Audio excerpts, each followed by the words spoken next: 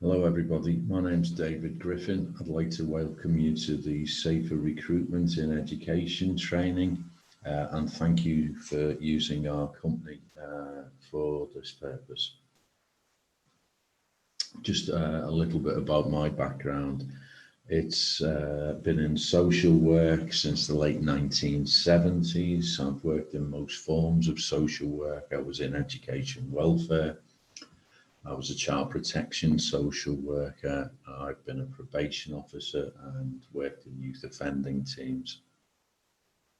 And over the last 10, 11 years or so, I've actually spent most of my time, as well as doing freelance social work, actually training personnel, newly qualified social workers, in various aspects of their work, court work, etc.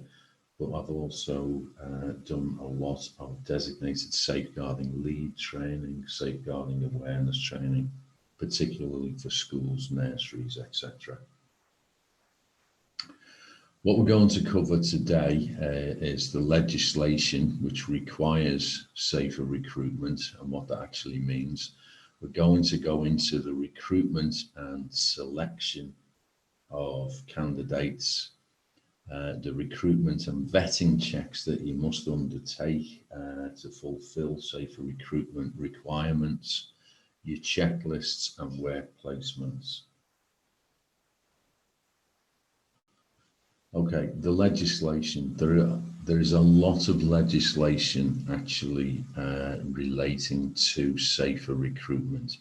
The Children Act 1989, sections 17, 27, 47 relate to how checks should be undertaken before personnel are recruited to work with children and young people. And for the sake of the Children Act, children are anybody under the age of 18. The Education Act 2002, the various sections in that. The education regulations from 1999 include that recruitment should be vetted. The Children Act 2004, which didn't replace the 89 Act, it just enhanced it, has various sections detailing how safer recruitment needs to take place.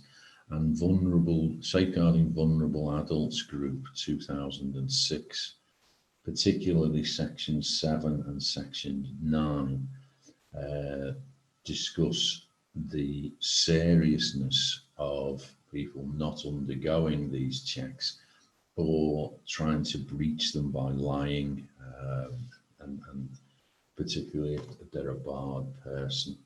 So there's a lot of legislation around. And of course, you all have Keeping Children Safe in Education. Obviously, the most recent one at the time of recording this is Keeping Children Safe in Education 2020, which covers safer recruitment and gives very clear instructions to yourselves as to how this should be undertaken. Okay, School Staffing Regs 2009.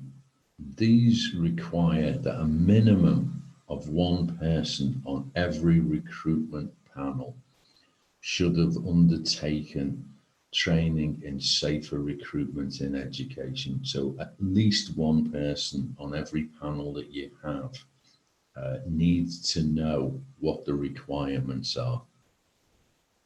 And as I've stated before, the measures apply to everybody who works in an education setting where there are people under the age of 18, because that is a child according to the Children Act.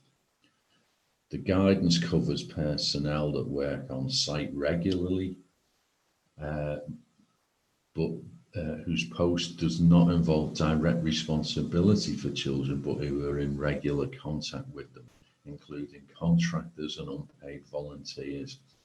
And this comes under what is a regulated activity or a controlled activity, and we will cover that later in the course.